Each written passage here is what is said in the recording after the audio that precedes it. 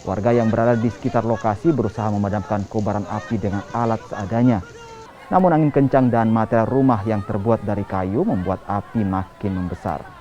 Kobaran api dapat dipadamkan setelah 3 unit pemadam kebakaran Kabupaten Jeneponto membantu memadamkan api.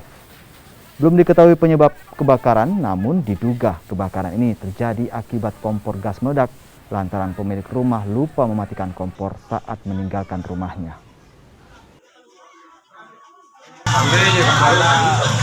Tetapi kemudian kurang lebih 9 juta, satu buah rumah yang hangus terbakar, kemudian dengan perabotan masuk